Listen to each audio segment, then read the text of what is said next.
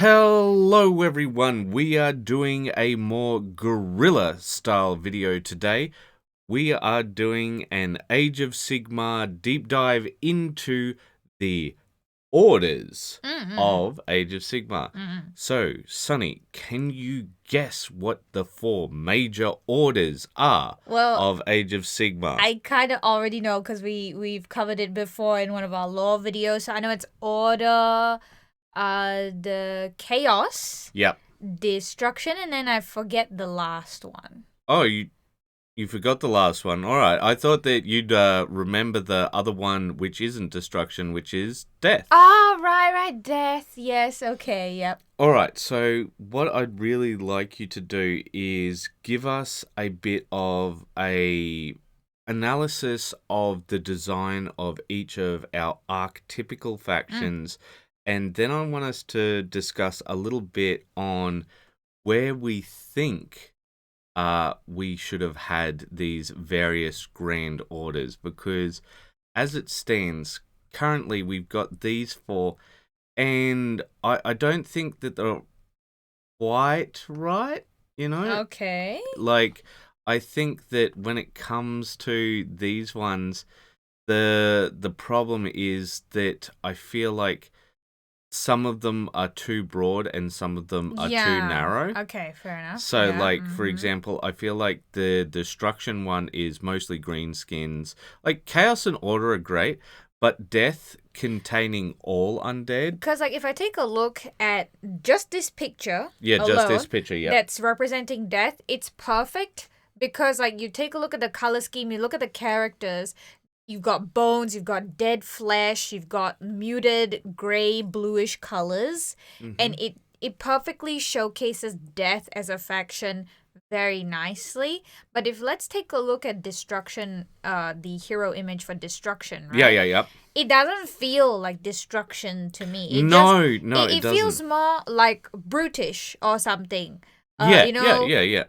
Tribal or something. It doesn't feel like destruction, I feel maybe I'm not really sure what the imagery would be, but this isn't really it in my mind. Okay, so give us a quick design analysis of what this image that they've shown as their hero image for destruction tells you.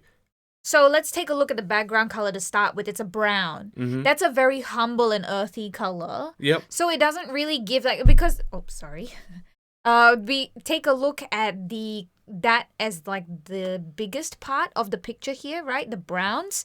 It kind of muddles a lot of what is the color profile that you are viewing. Even let's take a look at the main guy. He's got a lot of browns in the bone, the skull, the bronzes that he's been using.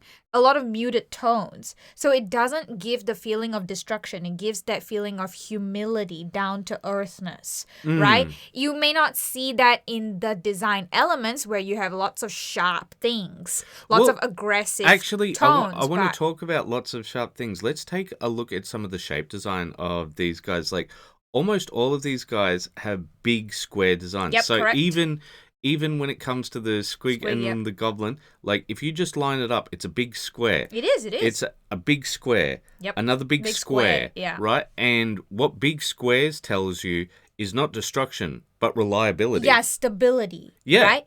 And it's not a bad thing in terms of character design. Yeah. Yes, you want something big and bulky and blocky to show that this thing is immovable, right? Or at least that it's capable, because you see all that muscle. It gives it signals power. Yes, correct, power. And if you're going to be someone who is destructive, you want to give that sense of you can't defeat me. I'm meant to defeat you.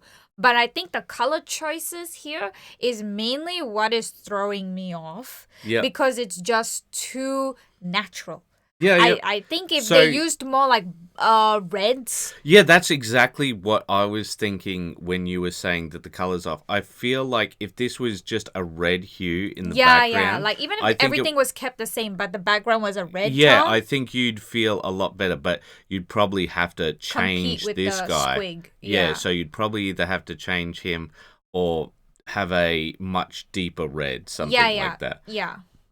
because we would associate red with blood, which is connotative to destruction and, that sort of thing. And when we take a look at chaos, it feels very colorful.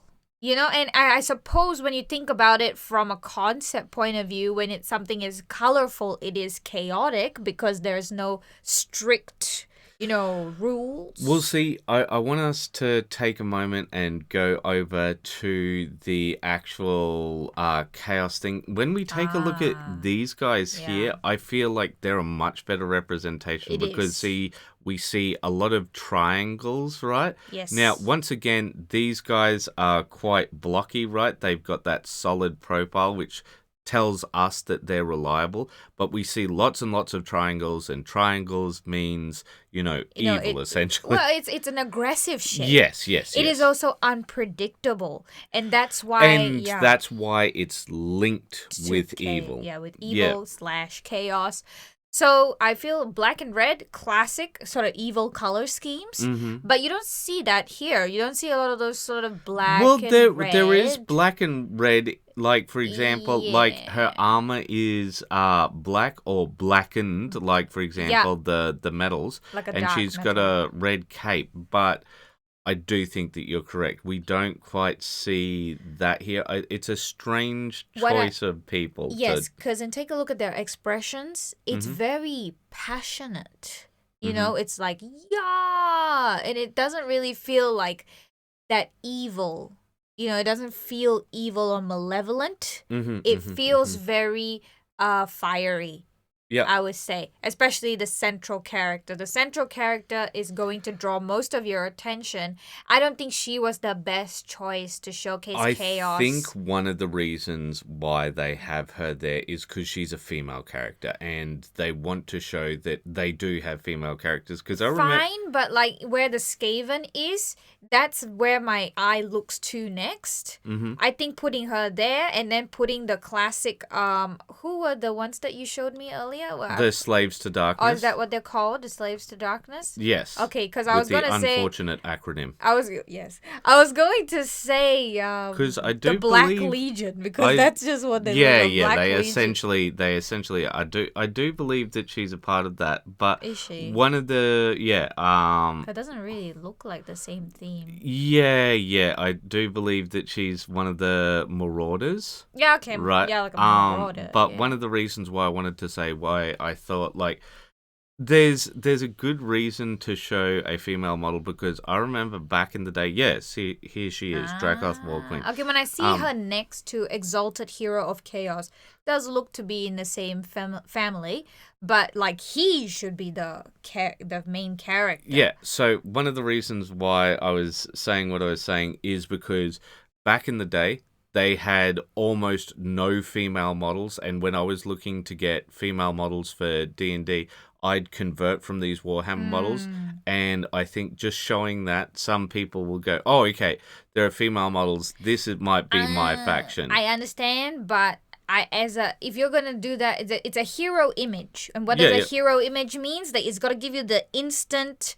idea. No, I agree with that. And I still think she should be on to the side, and the other guy should be the center. Actually, like, my thought was, see, this guy here is essentially a version of the Slave to Darkness guy, so I would put her over here, because she's got the axe up there, right? He's got this over here, and what I would put there is the guy we were just looking at, the Exalted Hero, because he'll be in the middle. Yeah. He'll be pointing off this way, right? Okay, and then she'll be over there.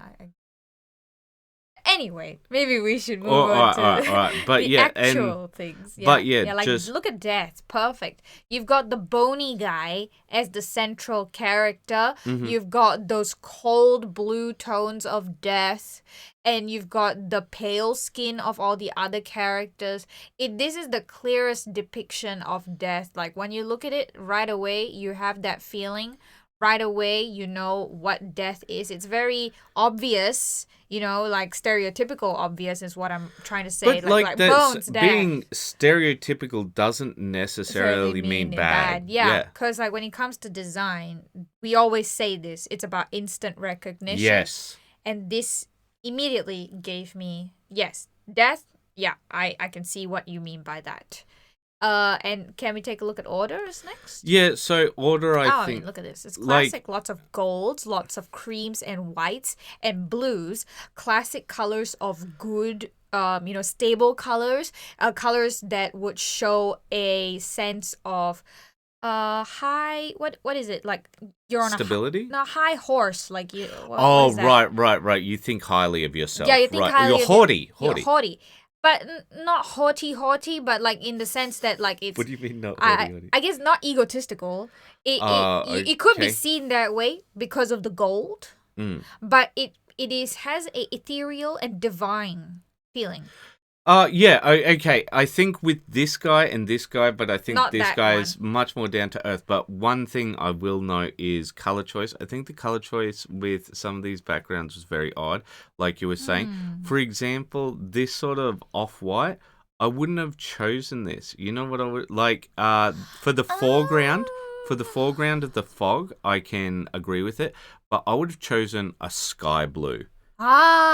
Sky blue would be good, yes. Yeah, because it would still contrast with everything, because this would be deeper, this would pop off from that. The white. Okay, I would agree with you on that, actually, yes. And I feel like this is the only one where they got the color choice correct. Yes, correct. Like, Chaos here, right? I think got the reddish tones. Yeah. Yes. You could even get away with like more black to dark grey for Chaos. Okay, look, I'm going to take it back, and I'm going to say I do think that this fits. Yeah. But I feel like we should have a more intense pop of red in the center area, right? Yeah, I think the issue with this hero image is mostly the character choices. Yeah. All right. Rather than the colors. And with destruction, I would say it's a bit of mostly the background. I think that there's a lot of issues with it. But I wanted to discuss, how do you think we should actually have chosen the various grand orders? Because I've thought about it, and I know the various grand orders that I'd like to see. Okay. But what sort of orders would you like to see? You're saying like what categories? Because like these are categories, right? Yeah. Because there's like order, death, chaos, destruction, right? And then we got the factions within them. So there's the Stormcast and each of those. The different. Yeah. So actually, we can just go up and we can just it. see them, and like we can just go order, and there's all those ones there, and so on. But what I am saying is, like, if you had to make some categories for them, what categories would you make? More or less, or no, just like what categories would you like take? So let's say you've been given the design brief of Age of Sigmar. It's going to be high fantasy, and they're saying they've come up with some categories. Yeah. Okay, well, I guess the classic would be good, evil, and then whatever.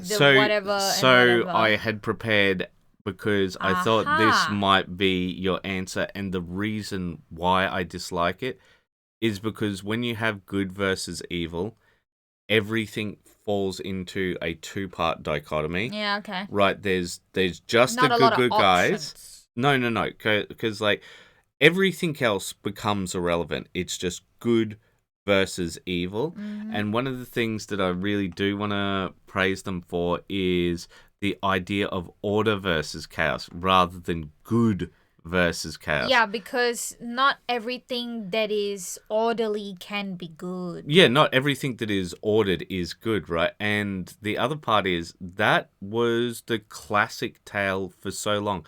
It wasn't good versus evil. It was order versus chaos. Yeah, because like let's take a look at it from what I said earlier, the Black Legion. They're one of the most orderly factions because they're very put together, isn't it? You're talking about like how they arrange themselves, how they go about doing things. It's very structured and ordered. Yeah, right? but they are the most structured of all of the chaos. Factions in 40k. But yeah, like I can see what you're saying with these guys because they've got armor. They're like very kitted out for war. Like even even these new marauders that they've got compared to the old ones seem like much less like raiders who just picked up a shield and an axe, and they seem much more like a cohesive fighting force, and it doesn't feel as chaotic. I understand what you're saying, right? But here's the factions that I would have made out of all of these other ones. So here's all of the old factions. I'm getting from Total Warhammer because essentially with them we get to see a lot of the factions, and now some of them I'm not going into because death is so all encompassing. But this is why I think what I would do is I'd leave death, right? But I'd turn destruction into a faction called hate. Right? Okay. I'd have another faction called darkness. Okay. Right? And then I'd have a final faction called the Greenskins. So the reason why I'd have the Greenskins is because when it comes down to it, with all of the Greenskins, the problem is that they all sort of come together into their own faction anyway. I want us to go over here, right, and take a look at destruction. Let's just take a look at all of them, right? All right, so we've got the Ogre tribes, we've got the Sons of Behemoth, right? We've got the Gloomspite Gits. Now, in the new lore, these guys, their god is essentially an aspect of Gork and Mork. Really? Yeah. Okay. So it's like when we Greenskins. look at Grand Destruction, right? It's almost just the Orcs and Goblins faction, right? We've got the Hobgoblins, right? We've got the Orcs. I see that. We've got the Goblins, right? And then we've got Giants in there, which seem to be a bit out of place, especially after you got rid of Beastmen. I don't think that they have as strong an identity. Yeah, agreed. So, yeah, I just feel like they don't have that same identity that... There's not as much variety it's compared just to the others. It's just Greenskins, in my opinion. So, I'll tell you one of the reasons why I'd have these various factions, because that way you can have more interesting factions and you can have more interesting alliances. So, hate, before we go into that, let's go into the various people. So there was the Empire. Yeah. So the Empire obviously just goes into order, right? Yes. There's no other way around it, right? Yes. And they ended up being the cities of Sigmar, and they're the major part of the cities of Sigmar. Mm-hmm. Right? And it makes sense that they went into that, right? You've got a lot. It's a knightly order, and obviously you associate knights. It's not. I'd say it's more. It's Germanic, more Germanic, because Germanic for sure. Take these are not knights. These guys are just they're soldiers. Dudes. Yeah. And then after that we have the dwarves, and the dwarves obviously fit into order, right? And this is one of the problems with order. It just swallowed up so much. What do you mean by swallowed up so much? Okay, so I'm going to go back to the races over here, right? Okay. Or the factions, however you'd like to say it. So we go Empire, goes to order. Dwarves, goes to order. Yeah. Right? What else? Where are they going to go? Order, probably. Right? Where would the Bretonnians go? If they're humans, I reckon they're like a knightly order. Yeah, order as well. So here's the Bretonnians. Oh, see, when I look at this artwork, I don't think order at all, because you look at how much of the reds and blacks have come through in this one. Yeah, but it looks more like chaos rather than it would look like order. Yeah, but that's only from a color theory perspective. Like, if we Like take if I it, judge it purely off artwork, yes. yeah, like, But if you showed me maybe a different picture of them, I would probably say, let's see. I don't like lot. Here's another picture of them. yeah, these imageries are not doing great for their image. Well, but see, like, that's what the classic fantasy stuff was all about. I thought it was really cool and interesting. But I'd say that the Bretonnians fall into order, but Yeah. ironically, I'll Yeah. tell you something about them. Do you know who they fall into currently? Who? Death. Death. Yeah, so I'll show you one thing. Like, we'll just quickly go over here and I'll open it up. Right, so we go Age of Sigmar and then we go Death, and I do believe the Flesh Eater Court. Oh. So the Flesh Eater Court, right? This is how they actually look, right? This is who they are, right? They're the ghoulish ghouls. I was ghoulish, thinking ghouls. Ghoulish vampires. Okay. But in their mind, they believe that they're knights and ladies and like they've got noble hierarchy. Yeah, because like take a look at this guy. Yeah, that guy looks like a judge. A judge, yeah, that's right. what I was He's wearing the wig. intestines and all of that, like right? Wig. But in his mind, he's a judge. Yeah. He's not a he's Grand not this. Justice. Yeah, he's not this crazed ghoul. But I think that is such a clever use. Oh, of it's design. fantastic! It is amazing Using the design. intestines as the wig. Yeah, oh, yeah. Gosh, genius. Yeah, no, it is like as far as design goes, I think Age of Sigmar got some of the best designers out there, or at least they were able to show more of their design chops because they were able to be a bit more free reign. Yeah. With the ideation. Yeah, I mean, you've got the book there. Yeah. Classic. And then you've got the javel, obviously. But it's made of the human skulls. And a bone. Yeah, but totally. Anyway, so what I'm saying is when we take a look at a lot of these ones, they just automatically fell into order. So, like, we got the dwarves. They fell into order. Then there's some, like, we got the wood elves, right? Yeah. Wood elves. Classic. Right? They, look, how is this not order? Right? The background actually feels a bit sinister. Yeah, sure. It might feel a bit sinister, but does it go to chaos? No, does it go to death? No, does it go to could. Destruction?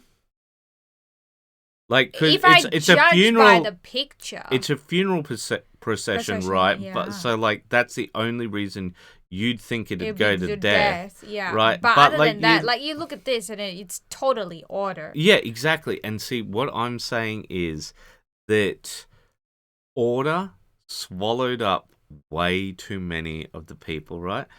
And I feel like it's really. It didn't give enough variety and options. So let's say that you have hate and darkness, right? Okay. You've got a lot of other options. So I've got a hot take for somebody else. So the Skaven, right? Uh-huh. I think that the Skaven should end up in destruction. Are they not in destruction? Because that's what I thought they were. No, they're chaos. Oh. He's become the fifth chaos god. Because when I look at the Skaven, if we could take a look at their models or... Oh, sure. Yeah. No problem. All right, we will go and find the Skaven. Yeah, continue your... I will continue once we... Yeah, no. I just talk about use the the shape. words. Righto. The words, yes. Because, this was not the one that I was thinking of, but... A lot of the I think that might be the Spearhead Skaven. Okay, so that's just a whole lot of different Skaven. Do you want me to go into this? Can I just take a look at it? Yeah, because I have a very different imagery in my head from one of our Facebook members when they did the Skaven Empire. Not Empire Army. Mm-hmm. I thought they looked like they belonged in Blood Bowl. Yeah, no, they are a team in Blood Bowl. Yes, but because of the design, like look at the way that I would say that the Skaven, the way that the design elements used, like you've got missile gun there. You've Missile got gun. Well, it's a what is it? machine Oh, gun. sorry, machine gun. What am I talking about? A machine gun. They are the most modern of all the factions that they feel a little bit out of place design wise, because like most of the design of Age of Sigmar is like medieval, like you said, high fantasy, but they're the most sort of modern of all of them. It doesn't 100% fit there. Yeah. So they use a lot of spikes, and I thought they looked like Blood Bowl teams that I thought it fits more in destruction because they look like they're gonna punch. So you to yeah, death. you essentially agree because we didn't talk about this beforehand. Yeah. I just said I've got a hot take for Skaven, and you're like, Yeah, no, who's Skaven? 'cause, What? like, when No, you- Chaos. I was when you were going to show me the Skaven, I was immediately gonna say, oh, they belong in the destruction faction. I mean, look at that! Look at that guy. He's got what is that spiky thing? Like a knife coming out of his helmet. Like, yeah. And he's got two warpstone spears for hands. I mean, that screams destruction. So the reason why is because one of the big things that the Skaven are all about is treachery, and I was thinking that could be one of the lore things for the Skaven, like that. Like treachery so in their blood that even once they got their bit of the chaos powers, it wasn't enough. They still had to betray people because like even their god is a god of betrayal, and like that's what finally sort of shatters Chaos's dominion, because currently in the Age of Sigmar lore, Chaos is kind of winning everywhere. And I would say treachery is a destructive trait. Yeah. Because it destroys relationships, trust. Yeah. Yada, yada. Okay, so my point was, when it comes to the Skaven, I think that they fit in destruction. But if we look instead, if we didn't have destruction and we had hate and we had darkness as those other ones and the greenskins. So obviously they don't fit in the greenskins, but I think hate would be great to have these guys. Yeah. Have the ogres. Right? So, because ogres, I think, you can really get the feeling of them being driven by malicious intent, because they don't seem like a lot of the other factions in that, like, for example, the orcs love war. War is just a part of who they are, right? But it seems as if the ogres are particularly malicious. Oh, okay. Right?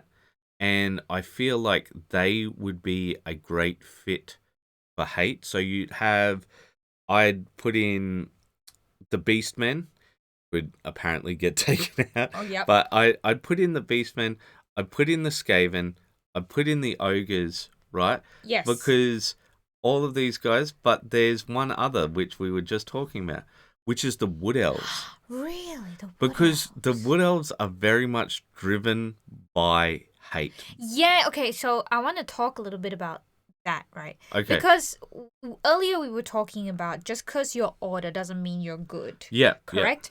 Yeah. And I take a look at a lot of the artwork and imagery, and it's quite sort of dark. Yeah, no, because that's Warhammer Fantasy. That's what Warhammer Fantasy was. Well, I always associated Warhammer Fantasy with a little bit more of a bright and colourful vibe. Okay, they had bright and colourful artwork back in the day, but the vibe was definitely much darker. Yeah, because this has a bit more of a darker undertone. Take a look at this. There's nothing that shows a bright halo of light. There's no sunshine in anything. You would think that with elves, who also are part of nature, you'd think there would be more sunlight and natural lighting. The reason why they're so nasty is because essentially they keep trying to keep people out of their forests, and people keep destroying their forests, and even these creatures behind them, the dryads, some of the times the dryads attack them. That's how hardcore some of the dryads are. Dryads attack the wood elves? Yeah, What? because they're not part of nature enough, right? They're right. Okay, that does feel like they would be under hate. Yeah, because like they're so hateful that they're hateful of each other as well. Yeah, and see, I feel like that would be a really interesting faction because the Beastmen were the atypical enemy of the Wood Elves.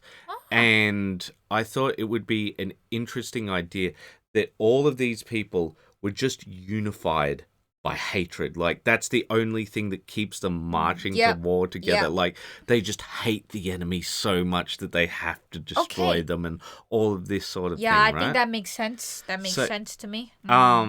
Like, and the Bretonnians, obviously, they go to the Order, right? The Greenskins, I think, pretty much explains itself. Norsicans were basically an invention of Total War. They were more or less generic chaos guys, right? And this is more how... Okay, do we have other images of them? No, we do not. Okay. So the classic chaos guys sort of look like this. They might have some shoulder pads and they put all of the skulls they can on things, right? But they might just have a sword and like that's about it. Right? They were a lot more disorganized until you go up the ranks. And essentially that chaos armor was literally gifted by the gods. That was one of the parts of it. But see, when we take a look at it, High Elves goes to Order. And this is what I'm talking about, swallowing things up, right? But then when we look at somebody like the Dark Elves, Dark Elves like go to darkness. So already we've split 3 of the Elven factions. They're no longer all in order.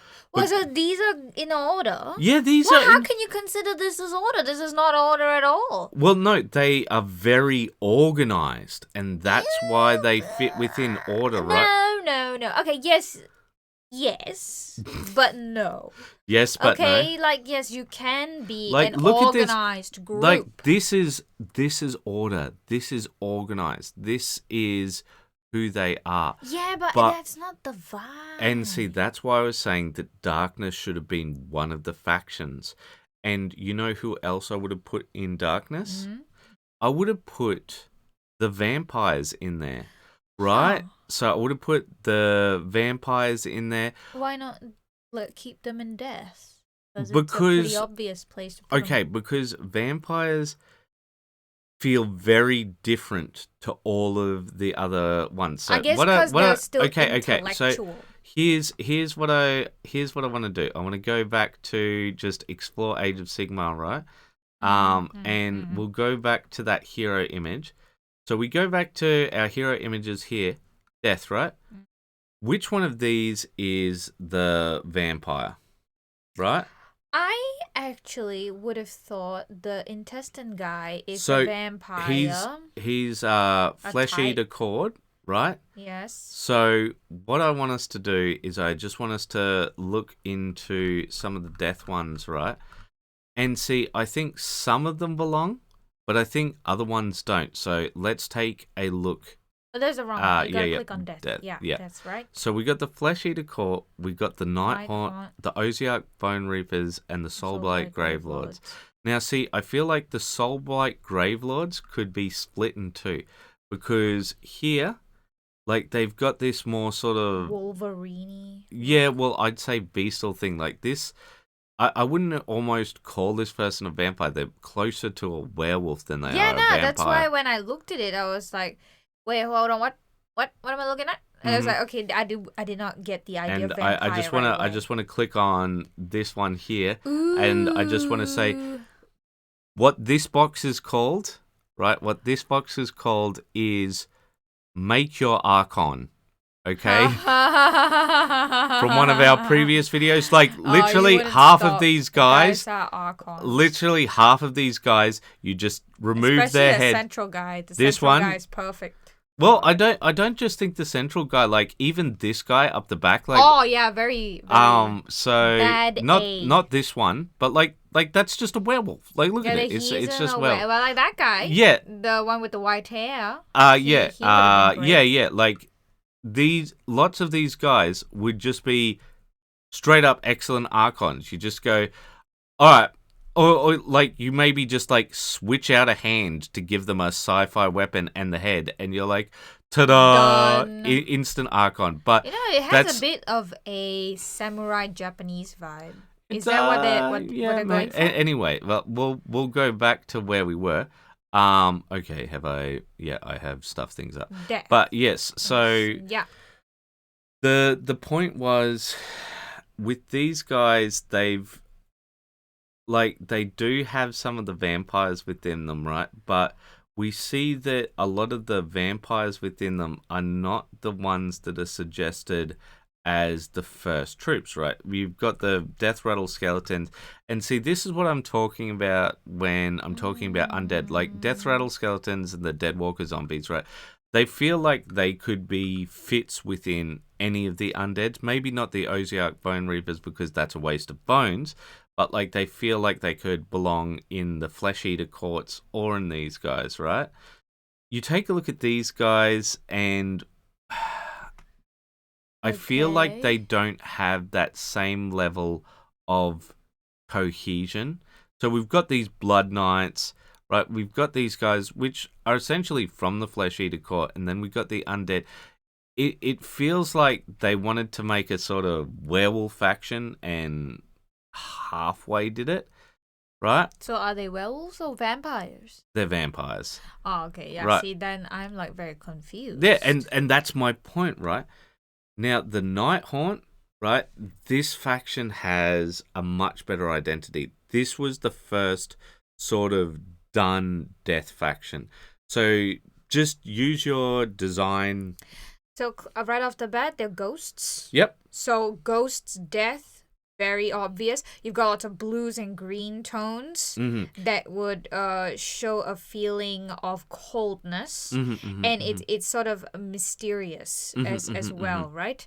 And it has that deathly feel because of it. Yeah. And it's pretty classic to have like chains and with your ghosts. With your ghosts, because they're like shackled to the not quite here, not quite there. Like they can't escape the physical realm. They need to pass on, but they can't do it. Yeah. So the chains are pretty and classic. See, when we take a look at these guys, right, they've got a very strong identity. We see all of them, like there's this drowned guy, right, and he's on a ship, but he's still 100% a ghost.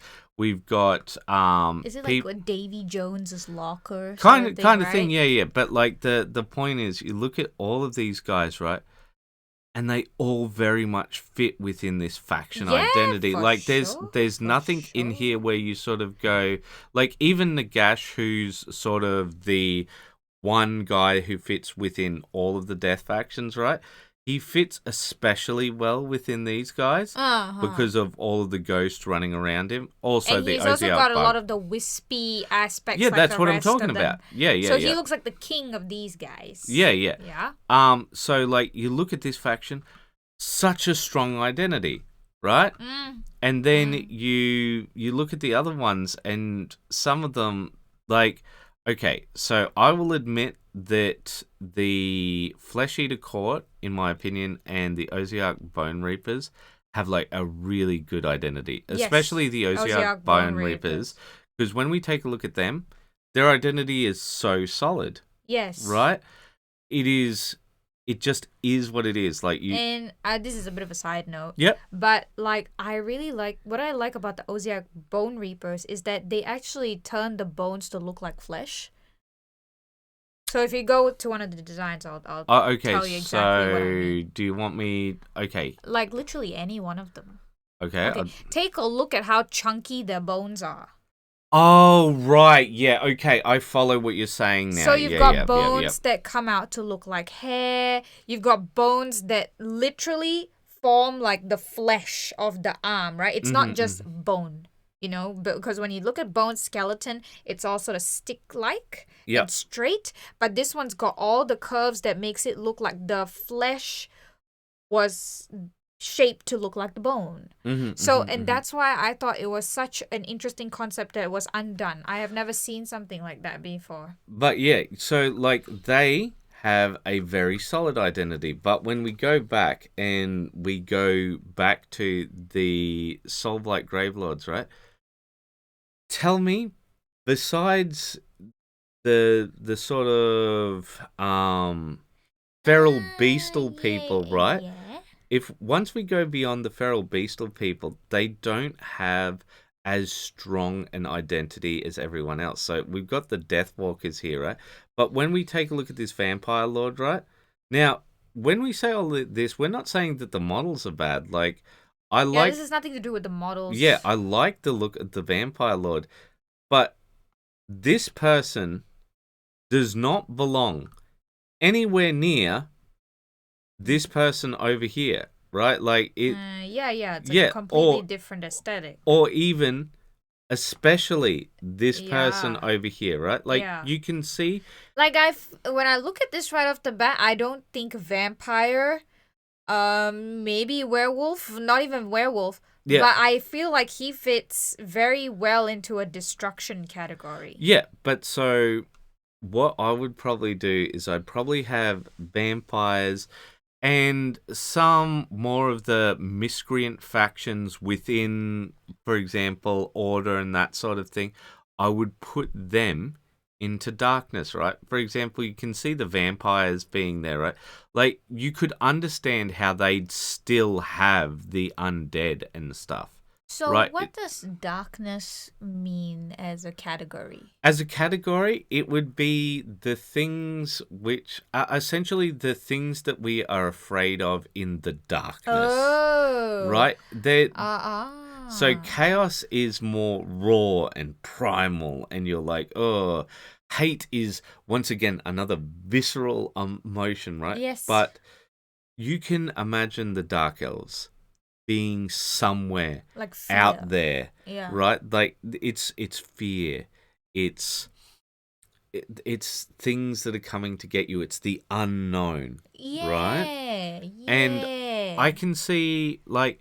Okay. Right, I can see, like, these guys being in there, but what I'm saying is, within many of these factions, right? For example, even within the Empire, there'd probably be some particular models that you'd be able to sort of take away from them and fit them into the darkness. I think that's it's more fun when you have like you said earlier, you've got 3 elven factions, and they're all in order. All in order. But if you put them in different places, then you've got like, oh yeah, they're all elves, but I can play different characters. Different loyalties. If we go here and we go to order, right? So we took a look. I'm just going to open up destruction for a minute. We got 4 people here, right? And we go to Chaos, right, which is our next biggest one, right? So we know our 4 major Chaos factions, and then we've got Skaven, and then we've got Slaves of Darkness, which essentially is the all-in faction, right? So more or less, they've got 2 more than everyone else, but essentially this one is just all of those combined. You can see it that way. And this one is the Skaven, right? Yeah. That's again, another Skaven, way. I don't feel matches the Chaos. Yeah. But then take a look at Order, right? And we have all of these people. And what I want us to look at is with Cities of Sigmar. So it's been updated a lot over time, right? But so many of their models are old Empire and this sort of thing. But let's take a look at the Cities of Sigmar stuff, right? So, okay, we've got some dedicated models here up the top, right? Of these 3... of the 3 of the 4 up here, only 3 of them are actually dedicated Cities of Sigmar ones. That's an Empire model, right? This is a Dark Elf model, Empire model, Dark Elf, Dark Elf, Dark Elf. Wait, sorry, we're looking at order, right? Yeah. Yeah, okay. Dark Elf, Dark Elf, Dark Elf. Yeah. Dark Elf. Okay, so this is a Cities of Sigmar one, but it's because it's the Warhammer Plus online. Yeah, but you see what I'm saying, right? Yeah, like I don't there's a lot of stuff in here. They should have put these at the top for the recommended ones. They should have put all of these guys. I'm guessing the prices would probably scare people off. Not that they care. Yeah, not that they care. But like, so all of these guys are actually dedicated cities of Sigmar, right? But my point is, right, before we also had high elves in here as well. We had wood elves in here as well. And like that was just this one part of it. Now we've got, so the Daughters of Cain have taken off a great swath of the And the Daughters of Cain, when we look at them, right, there's a lot of dark tones, purples, blues, and lots of blacks as well. So when you look at the color scheme and you look at the elements, also very sharp. Yeah. Yeah, and very, I wouldn't say deathly, but mostly because of the mask of the witches. They don't feel like an order faction at all. No. I would say if we were to follow the new advised categories that revised ones that you suggest, I think I'd put them in darkness. Yeah, no, and that's what I'm saying. So they were part of the Dark Elves. Right? Oh yeah. And they sort of got put into their own thing. Yeah, and then like when you look at it that way, like I just think to myself, how could you be order? Yep, and so the Fire Slayers and the Kedron Overlords are essentially two flavors of dwarves. Dwarves, yeah. Now, so some people unfortunately call these guys the Nappy Lords. Oh, yeah, okay. I see what they mean. But it's an unfortunate name, but you know, like, I mean, that's all they're really dressed in, honestly. Yeah, because the whole idea is they brand runes into themselves, and these other things are just meant to be accessories. They're meant to show their bravery by essentially being naked, but they can't really do that with models, right? Yeah. So it's just two brands of dwarves put into two different things. And so there's that one of dwarves, right? And then when we go over to the Kedron Overlords. Yeah, and these are basically mechanical dwarves. Yeah, so a lot of people steal some of this stuff for Mechanicus stuff, or they steal it for what's the 40k dwarves called? They not Leagues of Votan. Yeah, Leagues of Votan. But a lot of these guys, they have a lot of the design heritage of the other dwarves, especially these guys over here. They just look like some of the older dwarves, which is good in one way but bad in another. But I feel like they do have a strong faction identity, right? I think. Well, how about you talk about their design for a minute? Well, they use a lot of circular shapes too. Yep. In fact, they are the most circular of any faction I've ever seen, and this includes 40k. Oh, yeah. So it is so circular that when we take a look at shape design, that actually showcases a lack of threat. Yeah. Yeah, because it's all just round, right? Mm-hmm. And when we... It also indicates friendliness. Friendliness. So when you look at it... Which is ironic because these guys are not friendly. Yeah, so when you look at how much round shapes that are being used, it's a bit... throws off the idea of their character. Yeah, if they're not meant to be like friendly and good, I think maybe different shapes. Yeah, but I think they wanted to make them quite distinct. So are they meant to be like evil dwarves? No, they're not evil dwarves. They're more like dwarves pushed towards technology, whereas the Fire Slayers were more dwarves pushed towards magic. Right? I think that's sort of the dichotomy they went for, like magic dwarves and technology dwarves. Like when I take a look at the helmet design and the armor design of this one, Fire Slayers. It feels more towards the techie side because of all the geometrical shapes that are being used as compared to the other one. What are they called? The other dwarves? Yes, they were called the other circle dwarves, we will call them. The circle Caradrone overlords. Okay. Yes. The Caradrone overlords, they feel more steampunk. Yeah, 100%. So, I guess, yes, it is techie, but like this feels more technology, modernish technology in my Mhm, opinion. mhm, mhm. And you know, it fits well with the idea of how, you know, anything that's significantly what is it that Arthur C. Clarke said? Oh, right. Anything Thing that that's is sufficiently sufficiently technologically advanced is indistinguishable from from magic, magic. and that this design gives that feeling.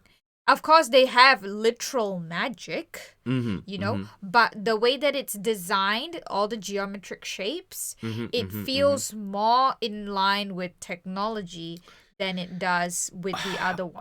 I think maybe when you're looking at this guy, maybe, but I But feel not so like, much the other one. yeah, like, take a look at this guy. He's just a beard and two axes. And this guy's like a beard and an axe. And these guys are like beard and axe. Like, that's, like, I don't, beyond this guy, who it seemed to be your central focus, I, I don't agree with that assessment at all. Because I think, like, the majority of their troops just... Yes, I see a lot of axes, but I'm saying like with the shapes and the way that it's designed, it really does feel a bit. But they like, feel more like modern. master forges than anything else when it comes to that. So there's... Okay, then when we went into the elves, there was something that I found really interesting. I thought that this was one of their most interesting developments, which is the Idoneth Deepkin. Essentially, there's these two elf guys, and they wanted to remake the elves. And this was their first attempt at remaking the elves, except it turned out to be a failure. And When he you hid... say two guys, do you mean designers? No. These like mythic figures within the... righto. I don't want to get too much into Yeah, the yeah, lore, yeah. guys, because we're going long enough as Yeah, it it is, is, yeah, right? yeah. And so Well, it essentially, is a deep dive video. yeah, it is. So essentially, he hid them in the depths of the ocean. One of the guys who was making them, because he's he like, wanted to hide his creation from the other guy or something. Or what? oh well, he just I just haven't signed my patent yet. yeah, he just more or So, less made them, and he's like, ooh, let's just put that in the trash bin of creation and hope that it doesn't crawl out. And it crawled out, and it's very angry. And I feel like these guys would actually fit within the hate faction or the darkness faction, because like they're from the dark depths. Yeah, the depths of the unknown, But of the I chaos can of the see ocean. them filled with hate because of the idea of them being left behind. Oh. Right? And it's just like, how dare you do this to us? Okay. You know? Yeah. And when I look at the hero image, look at the faces. Yeah, they're also angry. They're so angry. And it doesn't feel like, I'm coming in with a vigor of war. It has that sort of hatred that you have mentioned. And they're all pale-skinned. But okay, I can't really say that too much because they come from the ocean. And so Yeah, there has to but be I a bit more understand. I blue-toned understand what you're skin. saying, because what do we say about design? Instant recognition. Design is about instant recognition. And if you looked at these guys and went, okay, these are some hateful, evil dudes. Yeah, yeah. For sure. Very cold demeanor. Look at the weapons. Lots of sharp, jagged shapes. Yeah, and hooks and all see, that. you take a look at them. Those are things for cutting into meat and causing extra damage. Yes, correct. Yes, right? for They're sure. not about making clean cuts, Yeah, right? yeah. They're not about like cutting you down in a single blow. They want it to hurt. Yes. And this is why I feel like Order is way too big broad. of a faction. Yeah, too big. And that's why I thought, just hate and darkness would be a great addition. And then, like, instead of destruction, it's just the greenskins, because, like, that's pretty much what it is right now. Yeah. But I just want us to go into some of the other ones. So remember how I told you about the Wood Elves? So the Wood Elves have pretty much been removed. Huh? Yeah, so these are the Wood Elves. Wood Elves? So these are the Sylvaneth. And what's the difference? okay, so these are more of your basic troops now. Okay, so I'm going to just... See, they're like these ghostly spirits trapped within the woods. Yes. Right? Yes. And we'll take a look at the hero image, right? do you see any elves in here? No, just all like dryads and stuff. Yeah, and I thought that was a real miss because I think you could have updated wood elves in this way. So I do think that the Sylvaneth Are Sylvaneth elves or not elves? essentially the Sylvaneth are all of the forest sprite parts of the wood elves. They just completely removed that section of the wood elves and turned it into its own faction. So I'll show you. So as an example, right?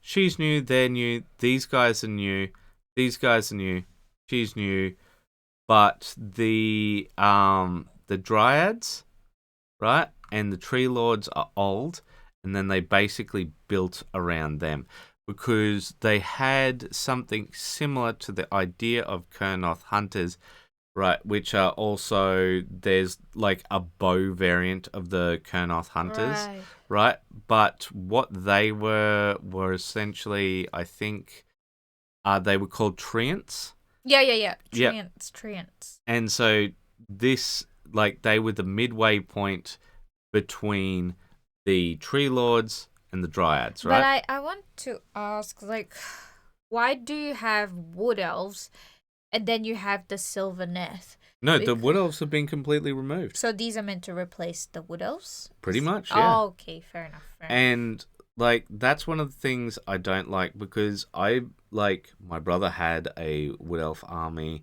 and I feel like every second person I knew that was into Warhammer had some amount of wood elves. Okay. And I feel like they could have been an interesting addition because here's the thing, you've redone most of the other elves. So let's go back to the order, right? Now, I talked about the high elves. The high elves have basically been completely re-released as the Lumineth Realm Lords, right? They're just the high fantasy version of high elves. Huh? Well, wait. You mean high fantasy version of elves, right? Not high fantasy version of high elves. Okay, so I'll click the old world, and I'm gonna open up the high elves, right? Okay. So let's take a look. So that's their hero image, right? Yes. Now let's take a look at the hero image of the high elves. Oh, these are the high elves. Right? They're much more, obviously, rank and flank was the type of game that they were. But I'd like you to take a look at... They feel less ethereal now. Yeah, no, because the high elves were an actual fighting force. They were an actual army, right? Okay.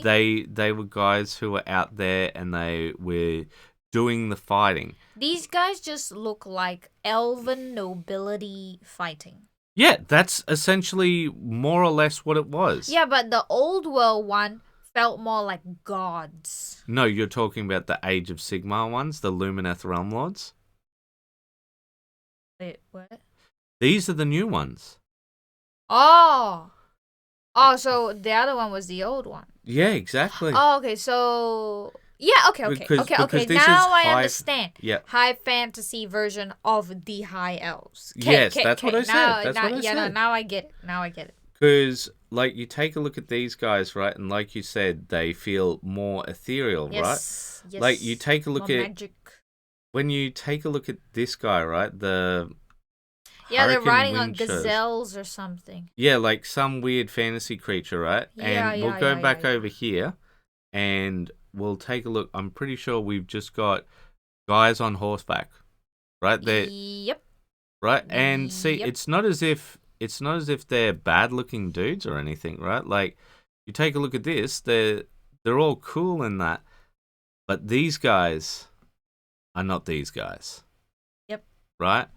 And I think we see that there's a little more fluidity in with the these designs. Yeah, but you've also got to remember that all of these guys were designed for rank and flank, so you can't have that same level of flowiness. Yeah. Because, like, you need to have them lined up next to one another. Yeah, but they tried to give it a bit of that flowiness through fabrics. Yeah. And a bit more dynamic posing as compared to the high elves. Yeah. They did feel very samey. Yeah. Which is, it's not a bad thing because, like, it's army, you know? So there has to be consistency there. So I feel like the high elves basically got completely redone, and the wood elves have just sort of been left in the lurch, right? They're just like, well, you've got the what do you call it, the Sylvaneth now.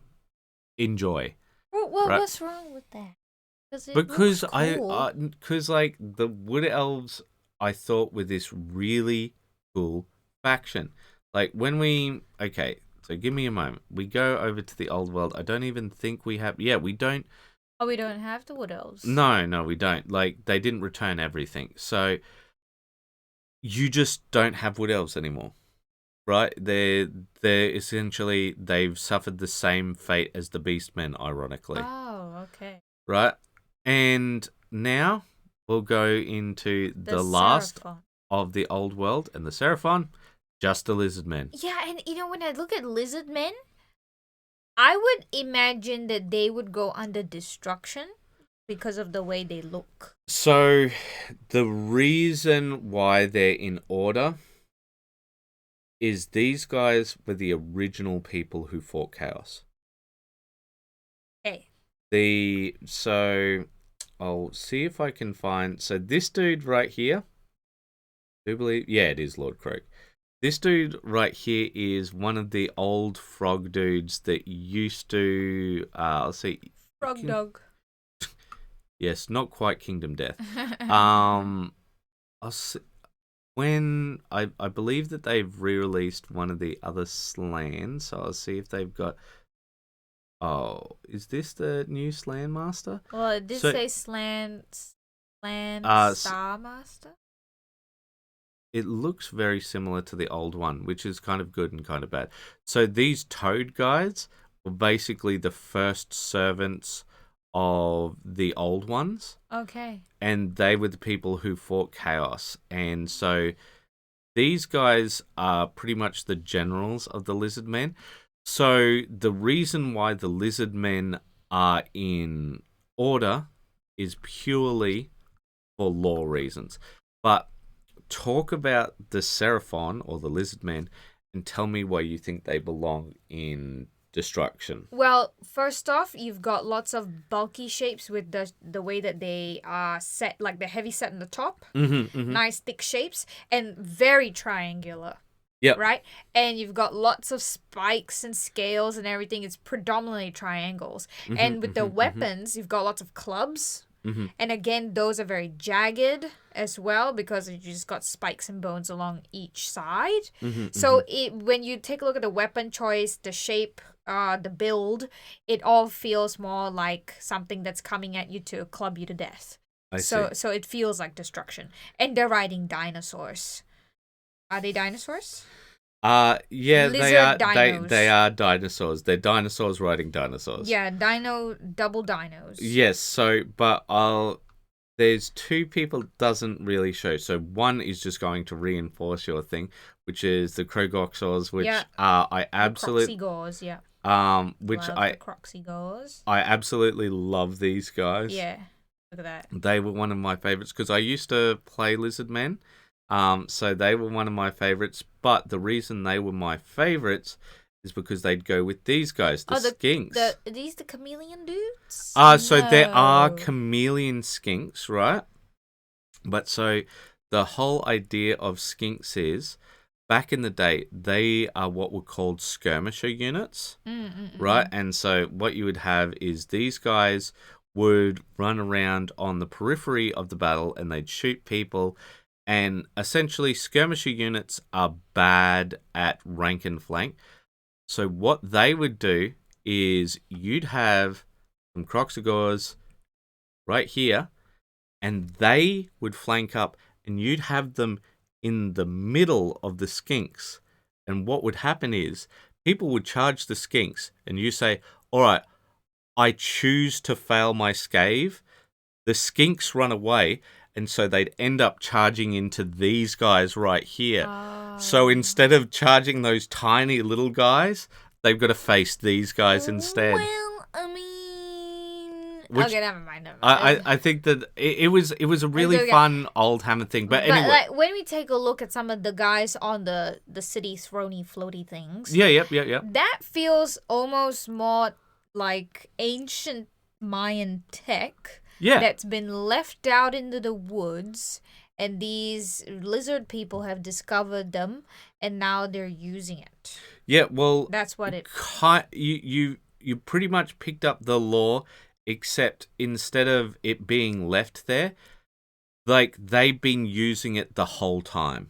So they invented it and they've been No, they didn't invent it. So they were given it by the old ones and by the Slan. Yeah. And they've just been using it for literal millennia. Yeah. Right? They've been using it in the forever. forests, wherever they live. Yeah. They live in the jungles of Lustria, but now they live wherever in Age of Sigmar land. Yes. And here are some of those chameleon skinks you were talking about. Oh, the pterodactyls. Yes, some pterodactyls. They're also a part of it. But yeah, there they are. They're really cool. I really love the Lizardmen aesthetic, but we'll move on. And finally, it is time for you to analyze the one, the only Stormcast Eternal. Ugh. So, tell me what you think of the Stormcast Eternal. Bold. What? Bold. Oh, bold. Well, not all of them are bold. Yes. I see why you say that. But tell us a bit about them design-wise. So, build... Oh, actually, I think I've already got these one. Yes. Do you? Yeah, I already had them set up. Yeah. Okay. So build-wise, well, we won't talk about the dragons, the epic dragons, but when we take a look at them as soldiers, I mean, look at that. You've got celestial wings, angelic design, right? Lots of wings, lots of halos, use of blues and whites. And of course, we're talking about studio models here, but like that's how they're trying to present the idea of these guys. Like when we talk about blue and white combination, especially, they reinforce each other a lot in color psychology. Yeah, because they're both stable and both cold. Yeah, and they're both also extremely positive with their they've got more associations. when you do that particular color combination. We've talked about this before in color psychology. Blue and white reinforce a lot of each other's positive elements. Yes. So you've already picked the ultimate good guy color scheme by doing blue and white. And now you add on gold to that. It shows that prestige. It shows that high... you think highly of yourself, right? Yes. That is very much what the gold says. And design shape and elements wise, again, like I mentioned before, you've got lots of halos, lots of wings. These are all angelic and ethereal, good things that you associate with good and things like that. So you have those elements there. And they're also very heavy set on the top and then thicker legs at the bottom, very stable. Very trustworthy, reliable. You get that sense. So it's classic why they would be in order. They are the archetypical order faction. Yes. But once again, I just want to point out here, this is why I didn't like order, because here we go. So most people had 4 or 5, right? And then we go 1, 2, 3, 4, 5, 6, 7, 8, 9. Lots. Right? We got 9 for them. For destruction, that's 4, right? I think for even death has 4. 4, right? And then chaos, we've got 4. And let's go into... Sorry, yeah. Is it 6? Yeah, it is 6. So, but when we take a look at this, essentially these 4 guys is this one, right? Yeah. And vice versa. Like the Skaven, once again, we've already said we feel that they don't fit, but let's go into it a bit. tell me why you feel the Skaven don't fit. So We already covered it. We already covered it? Yeah, we did. Oh, yeah, sorry, Yeah, we did. We did. All right, so what we'll do is we'll go into destruction. So we've got Gloomspite Gits. Gloomspite Gits. So these guys are like sort of meant to be the wild part of the destruction thing. And so you can want to see take a look that. at the hero image and just explain? Look at the squigs. Yep. Like, first off, the squigs take up so much space in the hero image that's where your eye is drawn to, right? And you've got these wild slinging tongues everywhere. And you've got these big blocky shapes, big bulbous shapes, but you've got a pairing with the triangles with the spikes. Yeah. So you've got this mishmash of shapes that really has a chaotic feel, but with the expressions of like it just feels very chaotic and destructive as well because of the armor. It also feels a little childish, doesn't it? Yeah, very childish because of the size of the goblins. Yeah. So because of that, it fits because like they just all feel like gremlins running around causing trouble. And see, I feel like this is one of the reasons why I feel like when I take a look at destruction, I really like the idea of the Gloomspite Gits, but we've got so many things which feel like holdovers. For example, the Spider Riders. So this is a holdover from fantasy, right? Let's take a look at the Spider Riders.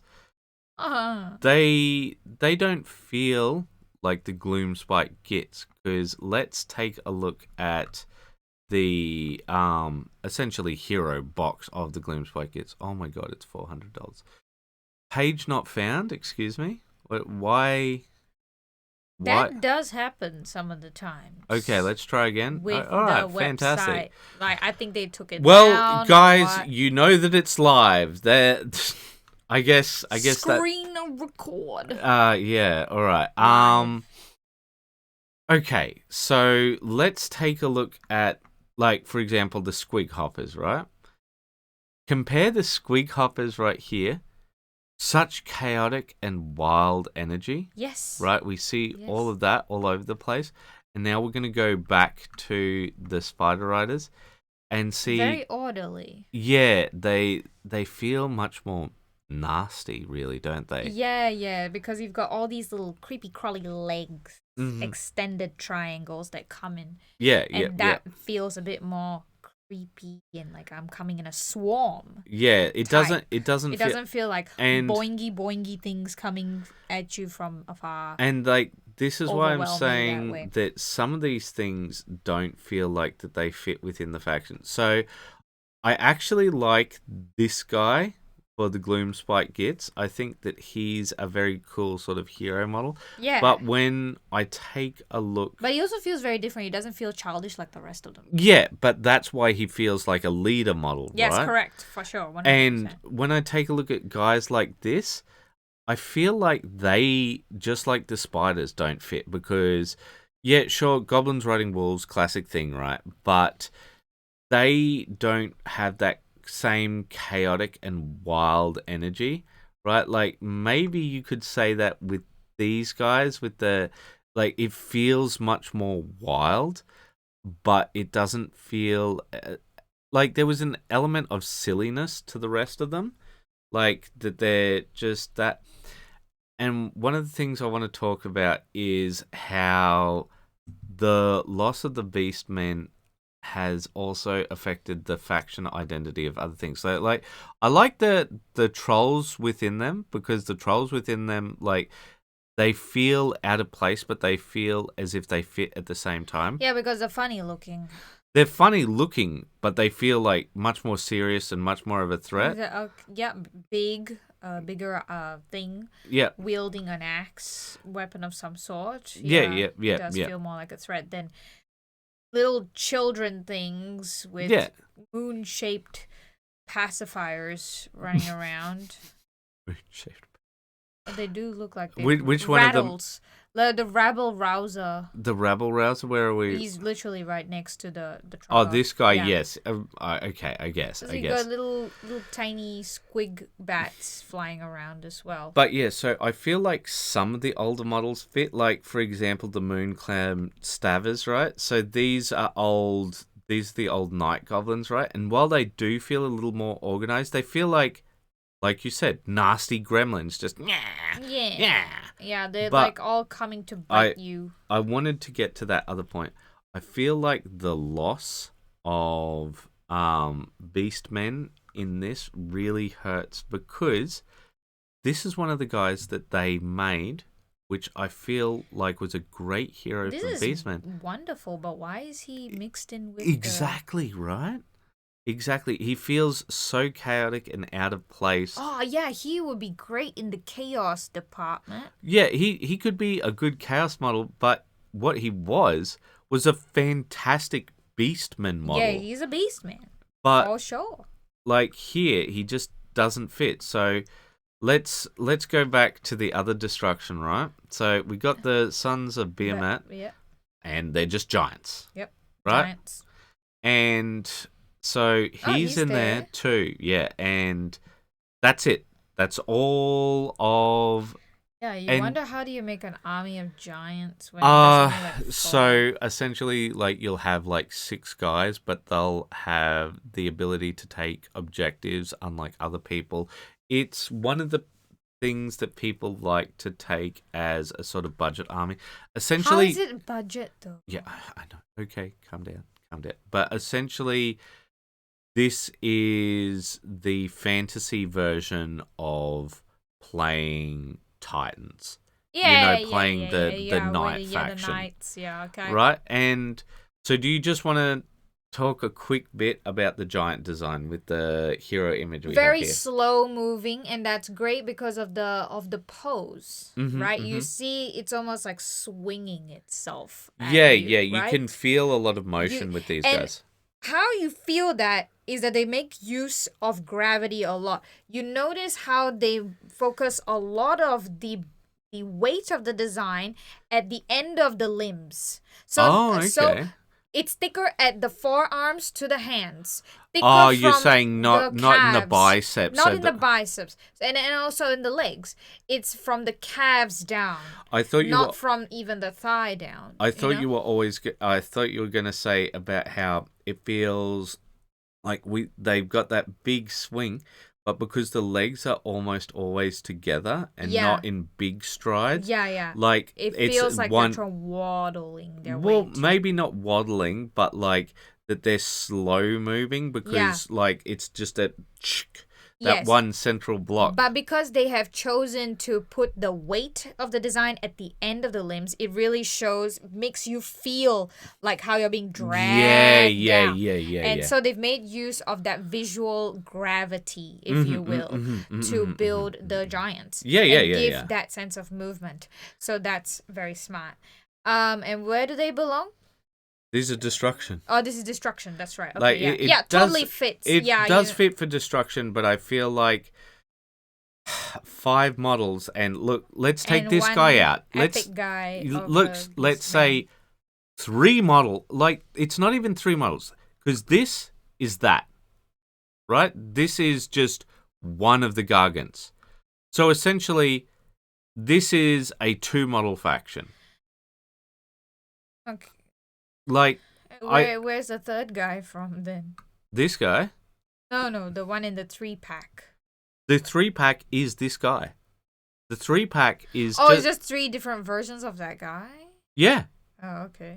Yeah, like the Man Crusher Gargant and the Spearhead, it's just that guy times 3. Like, it's got a lot of options with it. Oh, right. But it is essentially a 2 model faction. Yeah, and like, what are you doing? When you compare that to Order, it's ridiculous. It's absolutely ridiculous. And like that's why I was saying that I think why are giants their own faction if you're only going to put 2 models in there?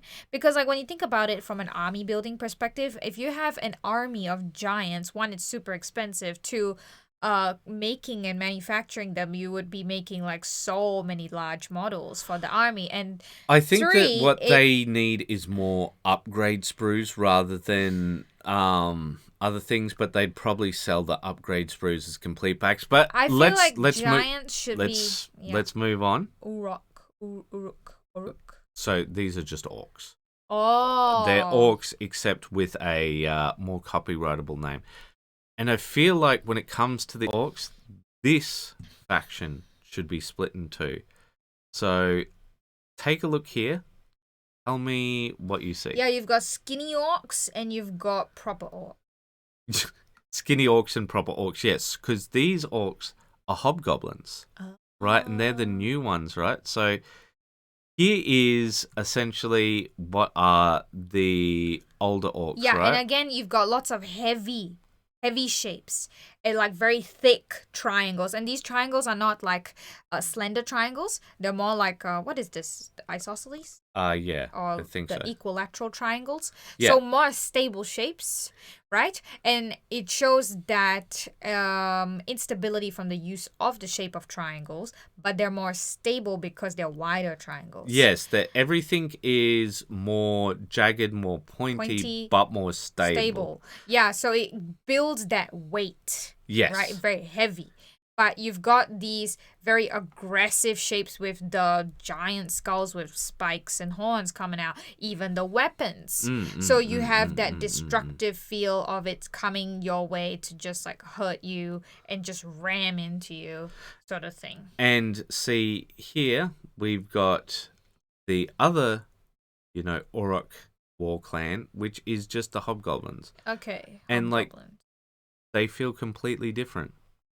Yeah, because like they're so much more slender, and they're also riding on creatures that feel a bit more fast and a bit more streamlined, I would say, but not a great deal.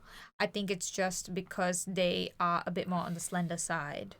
And their weapons actually feel a bit more catered, put together. I would say, like, you've got stuff like technology has been integrated they feel into as if like they've actually made their weapons for a purpose. They feel more smart, I guess. Yeah, well, okay, so the story behind them is, you know how there's Gork and Mork, and one is cunning yet brutal and the other one is brutal yet cunning.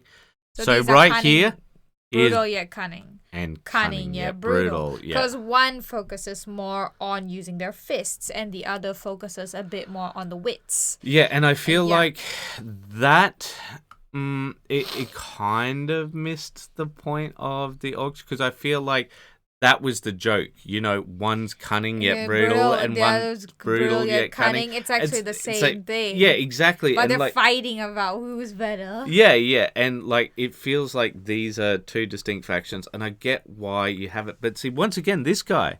Why is he there? Yeah. Like you're just sort of like, hello. I have returned. Wait, where are my buddies? I'm here too. Why? Where are my family? And who are your parents?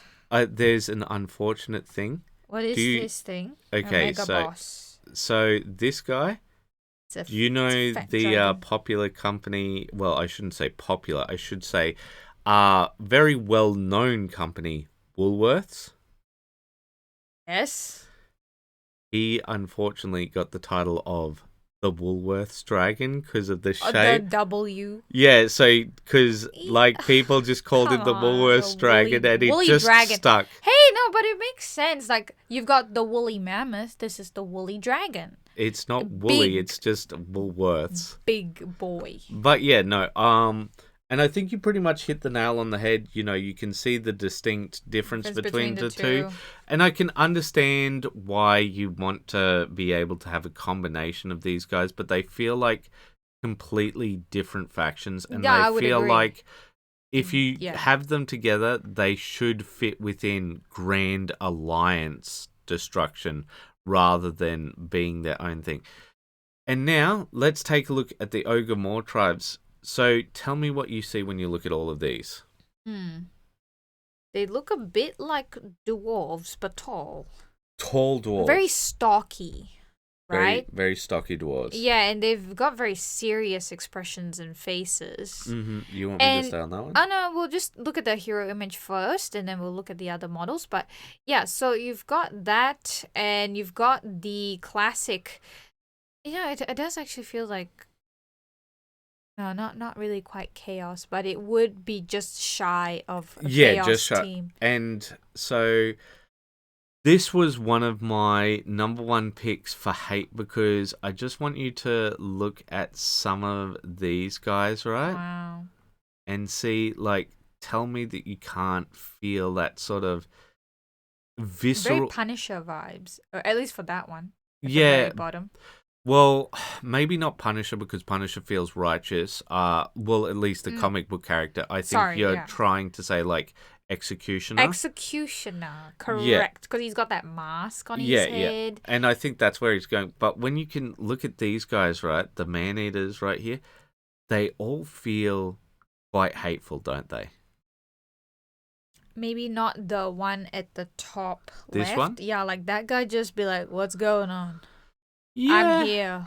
Yeah, okay. I Maybe guess his expression's not 100% there. Yeah, and once again we got this guy. Yeah, why is he and there? Honestly, self-insert. Bring back the beast, man. Just bring them back. Yeah. Just say that the just chaos wormhole, whatever. To belong. Yeah. But when we look at these guys, look at their expressions, right? Very angry. Yeah, all of them. And but they feel very slow as a faction because of the way that they're posed. A lot of them don't have very big strides of any kind. Yeah. So, as compared to, let's say, the giants, right? You can feel the heaviness of them through, they're dragging themselves around. But this is slow because none of them look like they're running. A lot of them look like they're standing around. Right? They're standing or just about to move. So that's why that posing communicates that they're a slow-moving faction. And they feel very dwarfy because they're all very rounded and thick shapes. And they've got these very aggressive weapons, as we've said, lots of triangles and very big tusks. I would say they're a bit of a in between of the dwarves and the giants. This is a mix of both, just in the middle. Well, so when it comes to these guys, the reason why I thought they fit into hate is essentially in the lore. I really like the lore behind them. I think the lore behind them is really interesting for Age of Sigmar. There's this idea that they are being followed by winter or followed by hunger, right? The literal embodiment of hunger. Okay. Sorry, guys, we had an emergency mid-recording. Yeah, so we're back now. It is guerrilla recording. It is live. So I think that I pretty much said all that I can about the Ogre tribes, and that finally leaves us with chaos. And we've talked a lot about chaos in some of our other things. So what I'm going to do is, first off, I'm going to go to the Slaves to Darkness, get you to give an overall comment on the hero picture, then we'll take a look at some other models, which are slightly different from, of course, our variants in 40k. Yeah, so you can see that a lot of their faces are also covered, so you don't get to see their expressions at all with this one. In fact, some of the helmets don't even have the mouthpiece, so they're trying to show you that you can't tell what they're thinking. And, they don't want you to see what they're thinking. And you've got the horns, which is a show of... It's a pagan... Defiance. Yeah, defiance. Yeah. And, it comes from the pagan culture and rituals. And then you've got horses that are decked out in armor that are also quite intense.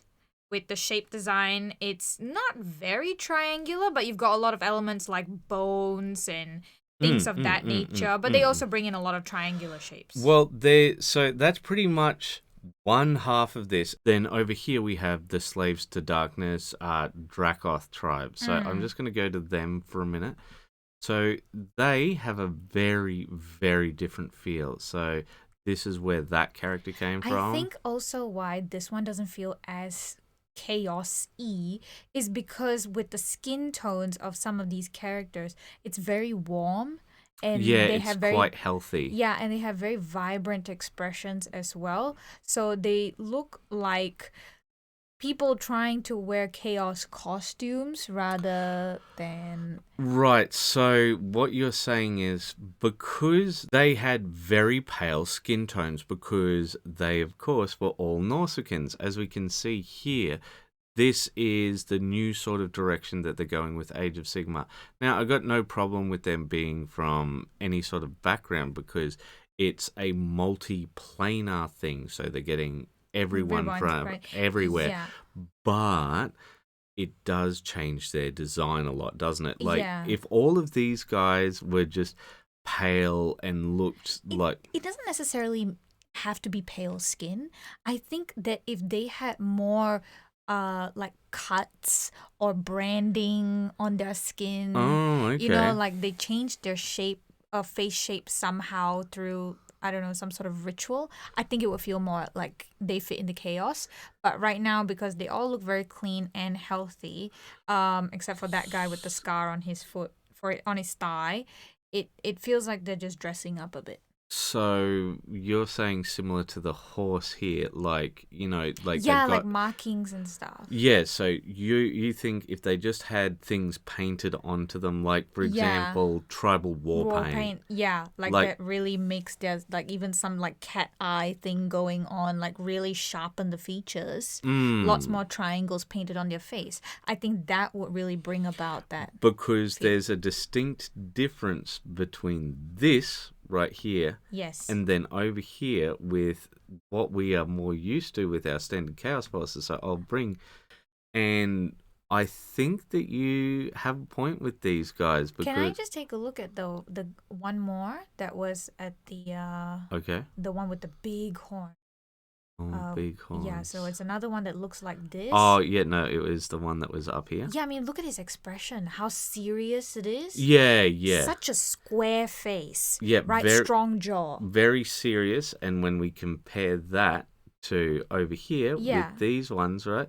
Like, it's not that these people aren't serious. It's just that they're very They don't have that evil vibe. expressive. Yeah, so I think if the expressions and the skin tones were changed a bit, I think it would feel more chaos. Yeah, yeah, that's fair. But we'll just take a look, and so it's just more of the same. I'm not a big fan of this model, but I'll get into that another time. But yeah, I think like we see that dichotomy throughout, and essentially we have this big break between the two. Like, Oh, there's another beastman type. I think the Ogroid. technically, but I think we should get into the other chaos forces now, shouldn't we? Yes. All right, so we're going to be relatively quick on this because we've talked about a lot of these with, of course, our 40k stuff. So here is our Khorne faction, right? Yeah, but I think it would be hard for me to comment with this particular hero image because a lot of them are a bit more in the distance. Yeah, all right. Yeah, well, so- let's take a look at... This is more... Classic Khorne. Yeah, so I think this is a blood priest, and here's some of the other guys. So we've got the Yeah. armored up guys, and you can see here that they have that synergy with their expressions Yes. compared to what we were looking at before. Yeah, Like, look at that. Like all that scarring everywhere, the branding that I talked about, the serious faces, the sunken in cheekbones, a lot of sharp features in the face. yeah. I think they also don't have any eyebrows, which actually adds to that look as well. Or like they did some modification to their face with the eyebrows, like the one at the top right. This Like you guy? can see like what's going on with I his think that's eyebrow thing. scarification. Yeah, like scarification. Like if you did more of this, I think that would have made the previous faction look a bit more All in right, line. so we have another, like, it's not a spearhead, but it's similar. Another grouping of guys here, and I want to show you them because I think these, like, I think this is essentially what you're talking about, them done right, more or less. Yes, right? correct. I would say it's pretty much that. Yeah. So let's take a look at some of the. I think that you're pretty much going to like all of the specialist ones, when they're within each of them. So we'll go to the Tzeentchian ones, and you actually know some of the Tzeentchian ones really well. Do I? Yes, because I've used them a lot. So this is the Spearhead, which is yes. all demons and stuff, but that's not the one I want us to look at. What I want us to look at is Kyric Acolytes. I know Yep. you've got the. These are the ones I use for Frostgrave. Yes, correct. So like you've seen these guys a lot, Yeah. and just give your thoughts on these guys. I think with the tabard that they're wearing, they do have a bit more of an Egyptian vibe. Yeah, of course they do. I think Tzeentch in general is a bit Egyptian in Yeah. terms of the theme. So, yeah, look at the feathers. He has a more chaotic design, right? Like you've got a mishmash of different things. You've got bird stuff. You've got regular people stuff. Even twisted face masks. Like what is that he's wearing at the back, right? So it's more chaotic in that sense that there's like a mishmash of things, and Tzeentch is all about change. Yeah. So that really comes through very well when you have like such differentiation between everyone, Yeah. even though they're all a set match. And so the other part of it is something that a lot of people dislike, which is the Zangors. And I think one of the reasons why Zangors don't fit quite so much anymore is, you know what Zangors are? Beastmen. Yeah. Yeah. More particularly, just like the Gore was sort of the standard unit of the Beastmen. And so there was Zangors, Khorne Gors, there was ones dedicated to each of them, and now this feels kind of out of place compared to everyone else. Because no one else has that. Yeah, no one except else for has that. them. Yeah, and a lot of the rest of them have sort of been removed, and like they went all in on it. So as an example, right here, Look at this. yeah, like I think they look really good. I think for Tzeentch, Zangors actually make a lot of sense because of how they've designed them to have that beak-like face and everything. Yeah, And because they have because the... usually they're goats. The Oh, Gors. the goats. Yeah. Righto, They're okay. goats as a base. That's why they've got the hooves and the design. horns. Yeah. Very strange-looking horns as well. I think with... Which is more the Tzeentch thing, yeah. And I think with Tzeentch, it fits for them thematically because it's so out there that, it matches that change. I feel like it would have been better if they had kept the Beastmen and actually gone through each of the factions and done a different type of gore. Yeah. Because it feels like the Tzeentch faction basically has a Warcry left over. It has the Kadric Acolytes and then just demons. Yes. And so, like, we've got this one leftover. And, like, don't get me wrong. They look cool. I don't think these guys looked as cool as, I do believe they called them the Cypher Lords. The Cypher. But the Jade Obelisk do not really match the Tzeentch look. Yeah, because... I'll see if they still have them, so... It's going to be a bit tough searching on their website because sometimes you search for something and then they show you something completely Yeah, I'll just different. try Cypher. But of course that'll get us the 40k character. Yeah, no. So, Cypher Lords 40k. Let's see. Sorry, not 40k. Warband. We'll see if that gets them. I think that you will really like these guys. Oh no, don't do that, please. Alright, it did the thing I told it not to do. Oh yeah, look at this guy's warband from Reddit. Like this. Oh, I've seen that. Yeah, that and see, central like, character before. And like, do these not look just absolutely Tzeentchian? Oh, Do these very not look awesome? But they got rid of them. Why? I actually know why, and the reason is Games Workshop is actually not to blame for once with this. But if I go into It's a bit of a tirade. Okay. no, I'd be revealing industry secrets, and then people might ask where I got that information from. So I will say that it's not their fault that that got removed. Yeah. Fair enough. So, of course, because I opened the thing. All right, so we'll go to the next one Chaos, of Chaos. Yep. And we'll Slaanesh. Yep. So I think the Slaanesh ones have come up just so well. So here are the Hedonites of Slaanesh. Do you Can have I look at everyone? Lord of Hubris, I really... Oh, yeah, no, all of them are really, Look really at that good. pose. But, like, I love this. The face. Yeah, that he's standing.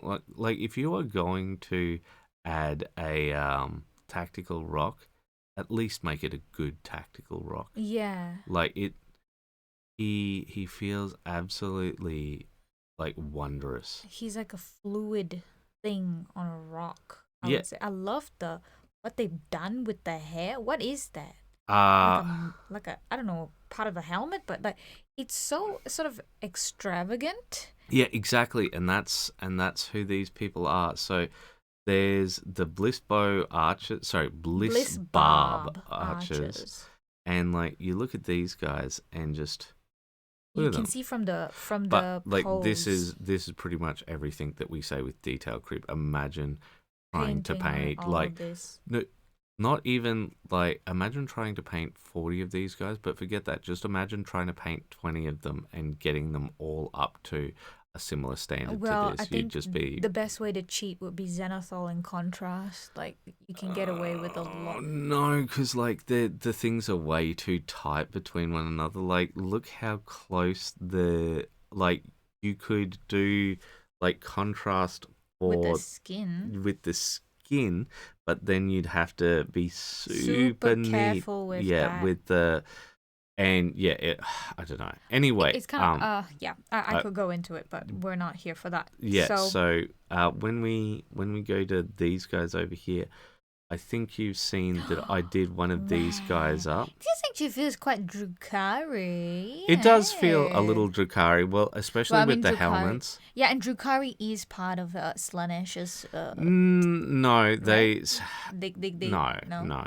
Not at all. But I will explain that later when we're off screen. Okay. But like the level of detail is absolutely insane. But I feel like with these guys, at least you're not going to be painting up 40 of them because this is a box of 5, and I don't think that you're going to be like getting that many of these guys. But see, this is it's just a Slango. Yeah. And nice. I think these look absolutely fantastic. Look how mutilated that's the word. Mutated is they are. You've got just mishmash of different things. Yeah. Lobster claws and everything. And I think it's really great. I think they look absolutely fantastic. But I really like all of the new Slaaneshi design. I think that it looks absolutely fantastic. I think my favorite has to be the Dexessa. Dexessa? Yeah, the one below with like the peacock. Oh yeah, but feathers, that's much more of a demon thing. It is an Age of Sigmar demon thing, but like I'm talking about just the human aspects of it, because when we take a look at the demons, we're sort of like the demons are almost a completely separate thing. Yeah, and they really focus on the body, the pose, fluidity of their and I think they've been doing great with these guys. Absolutely fantastic. I think Slaanesh has really won when it came to the miniature design, and we'll finally do our very last one, which is the Maggotkin of Nurgle. Maggotkin. But they got an update, I think, just before the end times.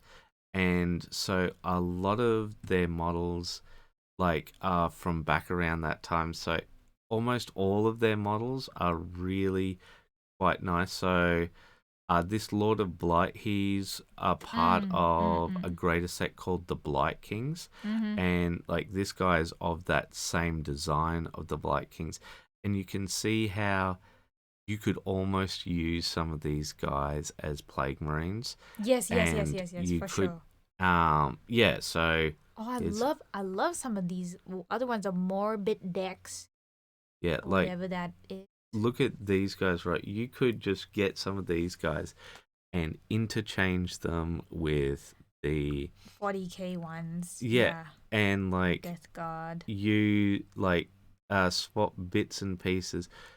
And I think they do a great job of many of the things that you were talking about with Oh our yeah, the more sort of fantastical yeah and nature nature aspects, yeah. like But I like guess because it's more thematic for a high fantasy game to yeah, have yeah. those themes coming. And I think that they've been done just so well. But I think just in general, the Age of Sigmar chaos stuff has been done really well. I'll say, with the exception of Zinch, but not due to the Zinch stuff being bad, but for the same reason that we don't really like the Giants, because there's like 4 of them. Okay, yeah. All right, well, I think that's covered everything. So, what did you think about the idea of having those additional factions? I think splitting them into those additional factions, like you said, just made a little bit more sense. Mm-hmm. Like some of the designs were just like looking at it, and I'm just like, how does this fit in order? Although we did give the caveat that like just because you're order doesn't mean that you're good. Yeah, and that's Um, something that they've pressed a lot. But see, I think that just because so much just went into order, so like when we take a look at all of the elves, so the wood elves, the high elves, the dark elves, yeah, all went. Look, I think here's I'll just show you for a second. Empire essentially went into order. Dwarves went into order, right? Wood elves went into order. Like they became something different, but we're talking at the start. High elves went into order. Dark elves went into order. Lizard men went order. into order, right? This, like, look at how much of all of this is going into order. So, And then when you put all these very different types of factions mm-hmm, with mm-hmm, very different characteristics, mm-hmm, right, mm-hmm. into order, then it begs the question: then what does order mean anymore? You know, like Yeah.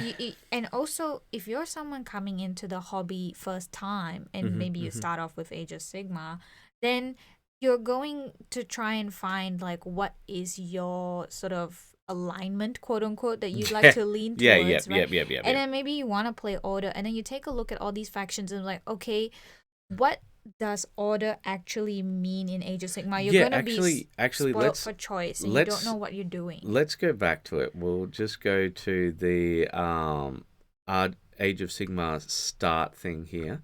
Okay, no. We just want Age of Sigmar. No. We go start here. I don't know. That where we went the No. last time? Where did we I think we go? just clicked Age of Sigma. Everything? Uh, Was it this? explore Age of Yeah, Sigmar. explore Age of Yeah, Sigma. okay. Yeah. So let's go back down to the order part where they show the hero stuff here, right? But yeah, Yeah, so check this out. Yeah.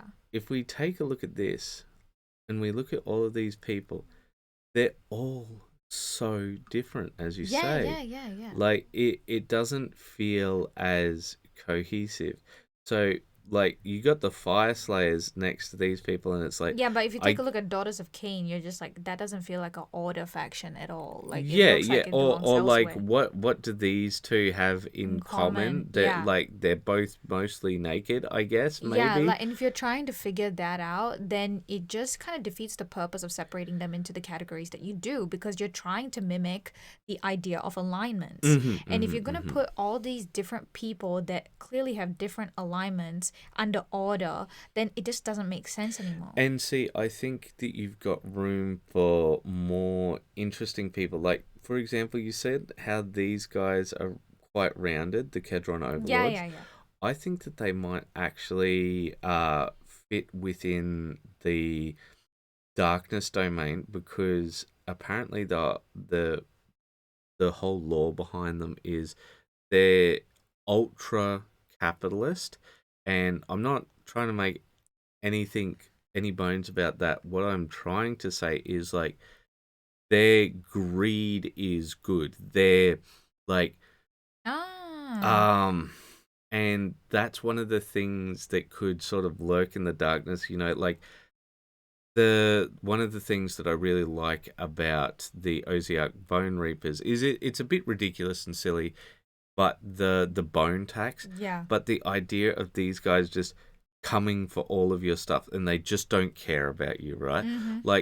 Like maybe you'd get to live, but they've taken literally everything from you. Yeah. And see, like, I think that would be a great sort of shadow faction or something like that. I think that there's like it opens up more design space. And I think design elements wise, because they're so mechanical that can fit. I think with the change of color choice, it'll fit very nicely in darkness. But yeah, and like when we look at that, it's so all over the place. Yeah. And I feel like it's the exact same for destruction. So when we take a look here, right? So we've got the connection between these two, right? And the connection between these two. But what else is there? Yeah, but how do this one and this one relate to this one or to that one? And how does this one relate to these two? Yeah. It just it doesn't quite fit. And I feel and there's a big imbalance between actions. Yeah. Where the way they've been grouped. Well, because like you take a look at destruction, there's four.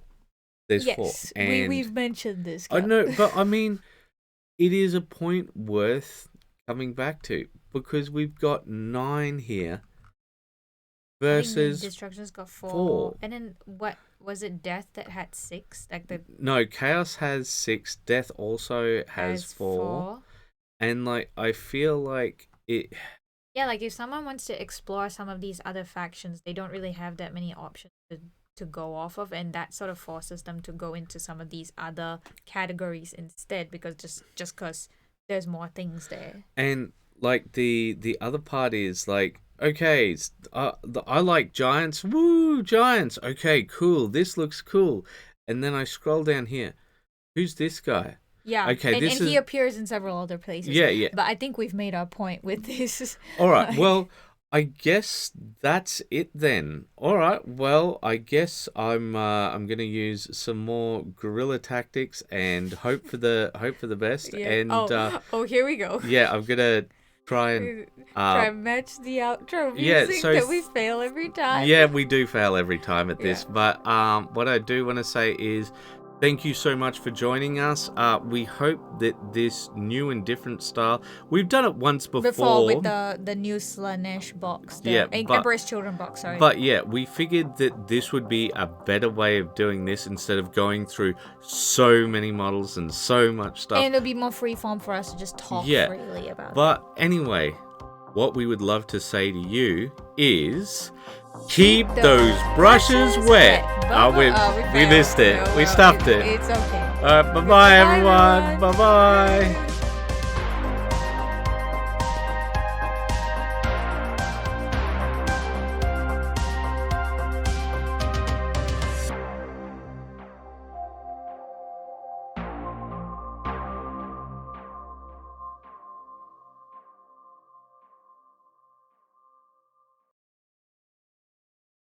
All right, they're still here. Do we want to explore the old world?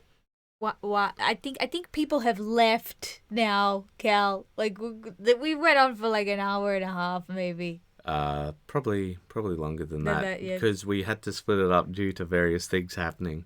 No. But yeah, like we could. No, it's finished. It's finished. Hey everyone. Bye-bye. I was sad about it.